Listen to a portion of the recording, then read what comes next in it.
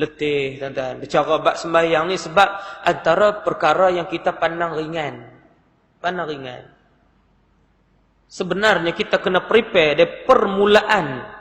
Persiapan permulaan kita. Daripada wuduk kita. Sebelum wuduk kita tu nak kena prepare dah. Kita mengaji ke tak? Kena tanya. Nak sembahyang ni kena ada ilmu. Nak solat ni kena ada ilmu. Sebab dia ada melibatkan syarat, sah, rukun, batal, makruh dan juga haram. Ada sekali semua dalam tu. Nak kena ambil tahu. Sebab ini antara kefarduan nombor satu yang Allah nak hitung di hadapan dia. Allah tak akan terima amal ibadah lain selagi mana tak sempurna dihitung solat kita. Tapi inilah antara ibadah yang kita pandang ringan. Kita pandang ringan sebenarnya. Ramai yang tak belajar.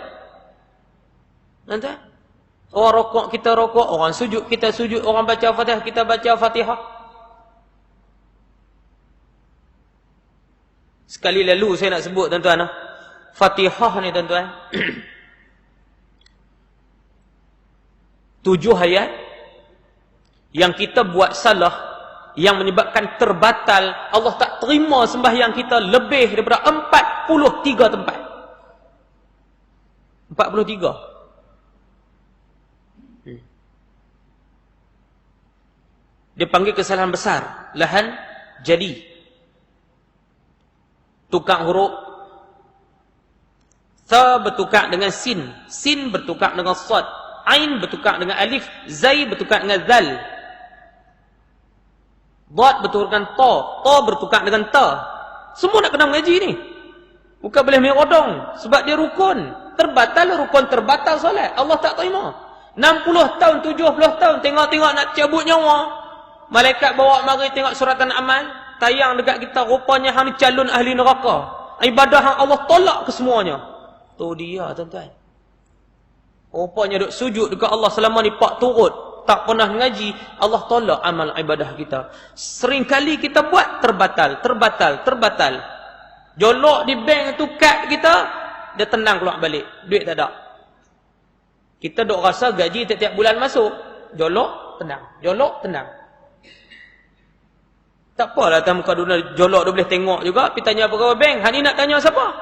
Last minute dah baru tahu kata ibadah kita Allah tak terima. Tuan-tuan, pertama yang kita nak kena jaga, 141 huruf, tak boleh tambah, tak boleh kurang, tak boleh tukar.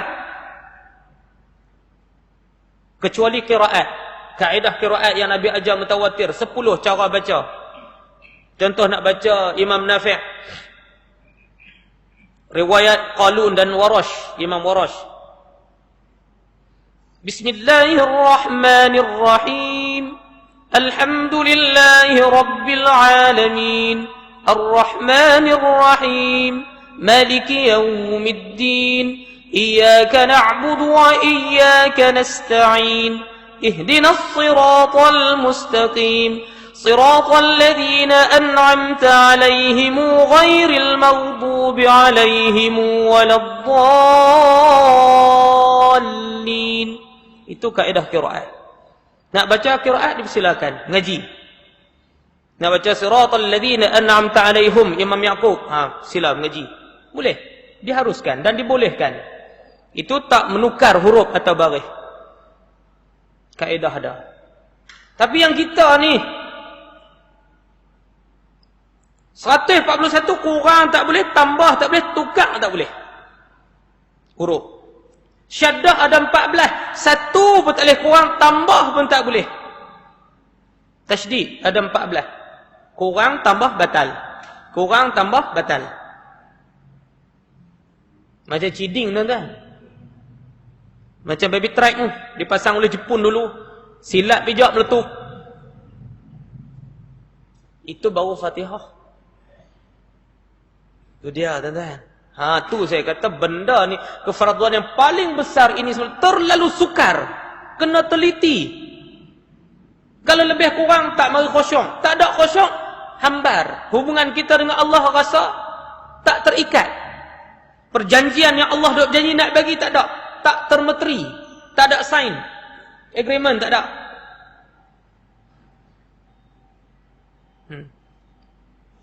Contoh tukar huruf. Bis, sin dengan ta, tukar huruf. Bis. Contoh tasydid. Dalam bismillah ada 3 tasydid. Bismillah, bismillah. Hirrah, hirrah. Hirrahmanirrahim. 3 tasydid. Salah satu jatuh, habis, lingkup. 14. Tambah huruf. Siratal ladzina an'amta 'alaihim. Siratal ladzina an'amta 'alaihim. Ta. Ada satu lagi ain. 'Alaihim. Ta. Ta 'alaihim, ta 'alaihim. Siratal ladzi dengan zal, siratal ladzi dengan zai bertukar. Cukup dah untuk batal rukun. Saya ingat lagi tahun lepas himpunan tuan-tuan imam di Al-Ustaz, saya tak silap Tok Imam pun pergi. Orang tanya mufti Kedah, Datuk Badaruddin, tanya tuan mufti, Tok Imam kami hari Jumaat baru ni dia baca bunyi barih kasrah tukar pada dhammah, ghairul maghdubi alaihim. Apa hukum? Ghairul, dia baca ghairil tu dengan ghairul. Imam jemputan. Mufti Kedah kata batal Jumaat. Tu baru satu baris. Tu dia. Tuan-tuan. Sebab itulah saya nak pesan tuan-tuan, jangan tinggal mengaji. Satu ya, cara nak selamat amal ibadah kita sampai akhir hayat kita, duduk macam ni. Tak mana ada kuliah, pi dengar. Allah cabut nyawa kita dalam keadaan kita tak sempurna ibadah disebabkan kita masih berusaha untuk buang kejahilan itu, amal ibadah Allah terima. Tapi kalau tercabut nyawa kita, amal ibadah Allah tolak disebabkan jahil yang disengajakan. Tahu ada mengaji, tak mau ambil peluang. Disengajakan amal ibadah kita ditolak oleh Allah Subhanahu wa taala. Lubang neraka jawab dia tuan-tuan. Nak patah balik macam mana? Ini persoalan yang cukup berat.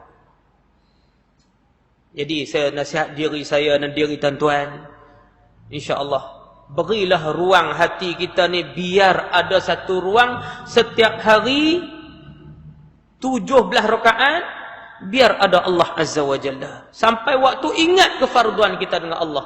Di lain waktu juga ada hubungan kita dengan Allah. Zikrullah tuan-tuan, baca Quran, biar ada Allah lah hati kita. Jangan jadikan Allah ini tempat kita mengadu bila mana kita perlu. Seperti kita memperhambakan diri dengan benda. Lapak nasi, pergi cari beras menanak. Kita buat Tuhan macam benda. Bila kita perlu, kita susah, kita sakit, baru nak cari dia. Tuan-tuan, saya takut. Saya ingat lagi kisah apa yang berlaku di Sarajevo dulu, di Bosnia Herzegovina dulu. Umat Islam disembelih satu kubur, ribuan orang, 3,000, 4,000 sembelih, pancung, tanam. Imam besar Sarajevo tu mari di KL, dia kata kami dulu aman damai, hidup mewah. Duit ringgit ni belungguk, kaya raya. Sampai menyebabkan umat Islam di sana lupa diri. Sampai mabuk, kelab malam, bini orang, anak dara orang, zina, benda biasa. Sampai masjid jadi lengang. Tinggal Tok Imam dengan jawatan kuasa. Ya. Tu pun kadang-kadang jawatan kuasa pun duk selak pendek lagi waktu maghrib. Bila Allah turun bala macam ni, tentera Serbia masuk serang, tembak bakar, rogol anak bini depan mata, pancung leher, anak-anak kecil dibelah perut, bini mengandung dibelah perut. Kami cari nak dapatkan pertolongan ni, puas cari. Pi sana tak ada siapa nak tolong, pi sini tak ada nak tolong. Lain kali barulah teringat nak berserah diri dekat Allah. Masuk dalam masjid kami sembahyang, kami teriak, basah ni sejadah tuan-tuan. Tadah tangan ke langit. Waktu itu Allah tolak, tak terima permohonan kami. Sebab apa? Karat dosa kami terlajak banyak. Doa tidak naik ke langit. Mereka tak angkat, tak naik ke langit.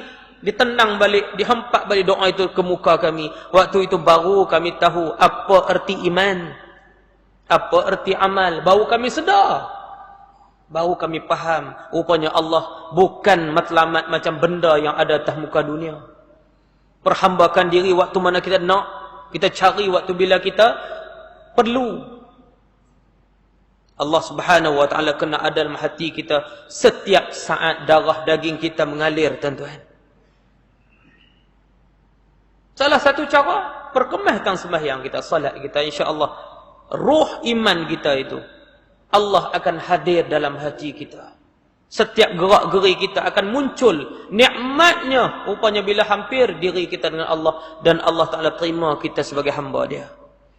Mudah-mudahan tuan-tuan tazkirah malam ni dapat merubah sedikit kekurangan yang ada dalam diri saya dan diri tuan-tuan.